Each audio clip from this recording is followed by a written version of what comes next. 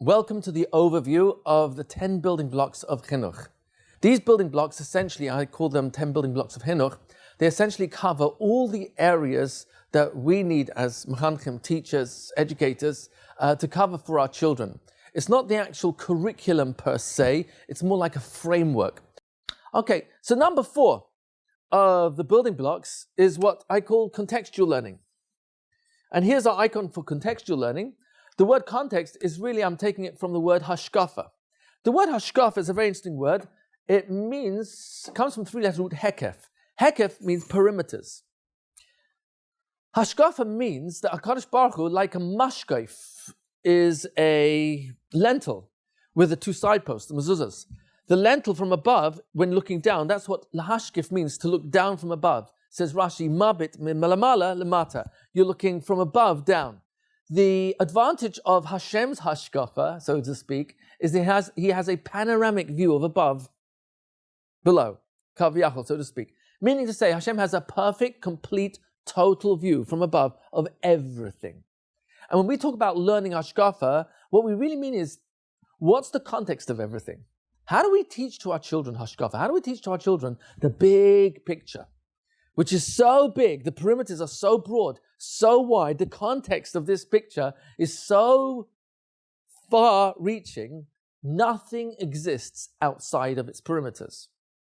Everything the child will ever learn, everything the child will ever experience in life, marriage, raising children, earning a living, getting along with different and difficult people, reacting and responding to very challenging circumstances throughout their life, whatever the child is ever going to experience has to find its place within these perimeters. So this, what I'm calling contextual learning, refers to helping a child see the big picture.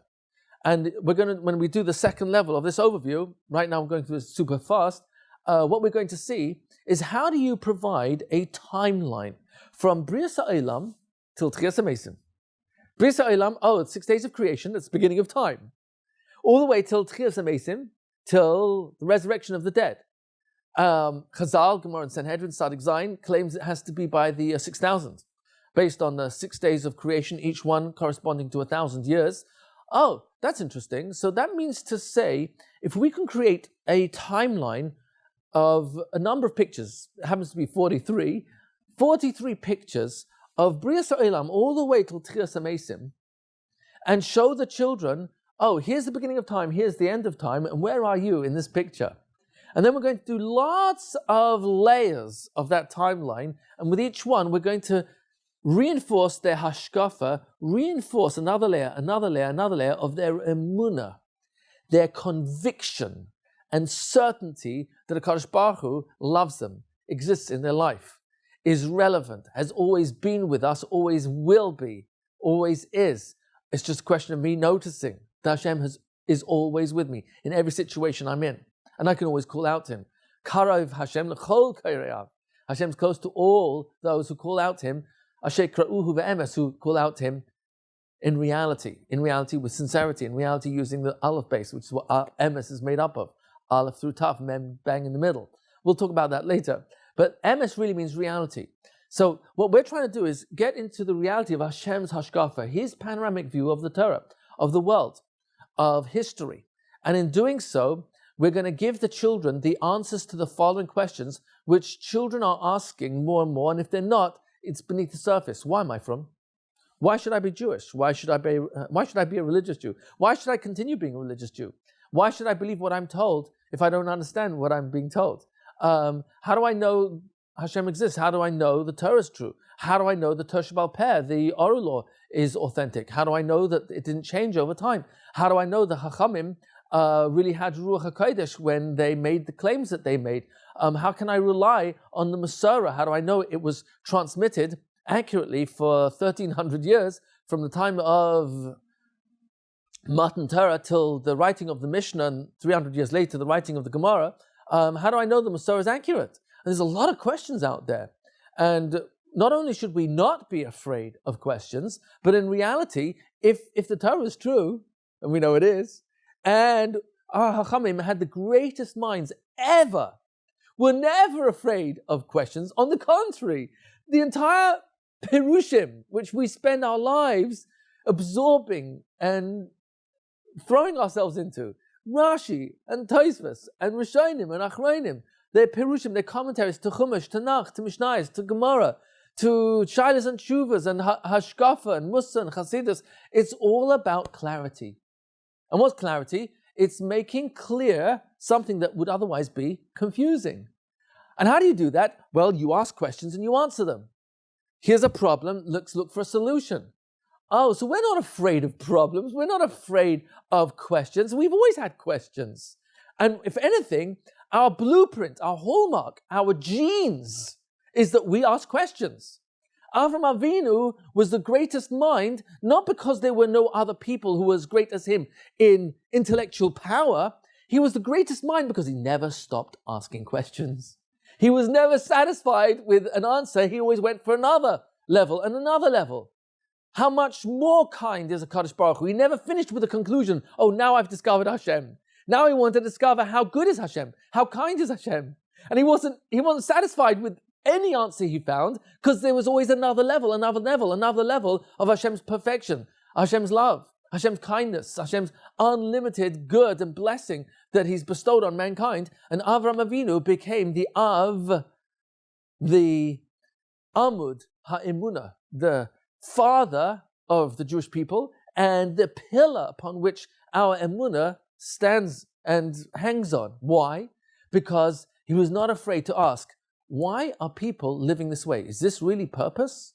Is this purposeful to serve an idol? To serve a sun? To serve the moon, the stars? To serve rainfall? He wouldn't stop asking questions. So what we want to bring out with this hashkafa part, and whenever I teach the 10 building blocks, I always get the first response is, oh, we need this one the most. It's the most urgent. Because this answers the questions. Why am I Jewish? Why should I be a religious Jew? Why should I stay a religious Jew? How do I know? Not just believe. That's a very weak word. Belief is a very weak word. How do I know the Torah is true? How do I know Kadosh Baruch Hu is relevant? How do I know that the Torah was given at Har Sinai? How do I know what's the major difference or differences between what the Torah claims and what other religions claim? How do I know there are no other religions? They're all man-made. How do I know that? Not just believe it. How do I know that? Because my teacher told me? Well, that's very nice. But guess what? The teacher has to have a reason. And it comes from their teacher. Yeah, but what's the reasoning? Let's get to that.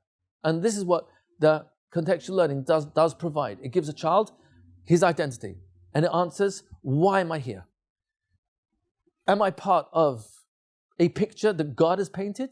And if Hashem is really the painter, and he's the one behind history, and he's the one who's been guiding us, the Jewish people, throughout a 3,326-year journey from Matan Torah till today. And guess what? We can demonstrate, literally, rationally, scientifically almost, we can demonstrate that the HaKadosh Baruch Hu has been with us all along.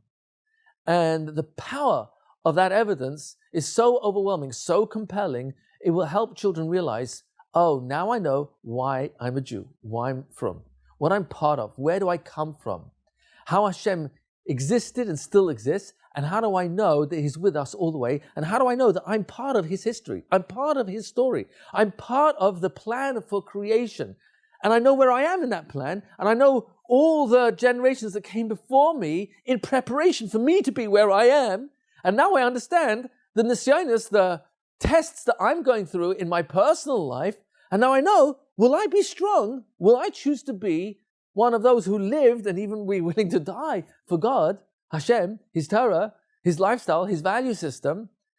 And I would say there's never been a time in world history, and you'll tell me if this is accurate to your perception of reality, has there ever been a time in world history where children are so confused and cannot articulate the confusion?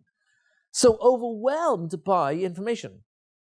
Has there ever been a time in world history where they're so bombarded by the media that's vying for their minds to kidnap their souls and sell it to some ism or value, or this is going to give them happiness, this is going to give them pleasure, and it ends up being a one-way street to self-destruction, addictions of different sorts. And how did Judaism stand up to all that the world has attempted to tempt us? Hellenism, the Greeks, Babylon, the Persians, the Romans, the Byzantines. So this is what contextual learning almost promises to deliver. Hashkafa, the big picture, the panoramic view from Hashem's point of view. And that when the child sees, literally sees, experiences, using a timeline with pictures and props, in a matter of literally within an hour or so, oh my gosh, here's the beginning of time, here's the end of time, this is history, this is ancient history, oh my gosh, this is the evidence this ancient history took place, not just the way the Torah says it, but ancient history of other civilizations and empires and nations have recorded in their history what was done to the Jews. Oh, so actually all these events really did happen, and this is where my people come from. And now I understand why I'm a Jew.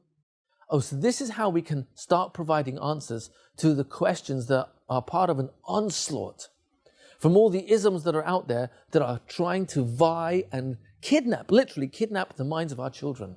And we owe to our students, we owe to our children the best. And we have the best. We've got Hashem's Torah. We may have to package it slightly differently because the Torah never changed. But maybe the venue, the method, al pi darka, you go with the child and understand the world he's in, and based on that, deliver the information. Because there are ways, and we're going to demonstrate that when we do the contextual learning.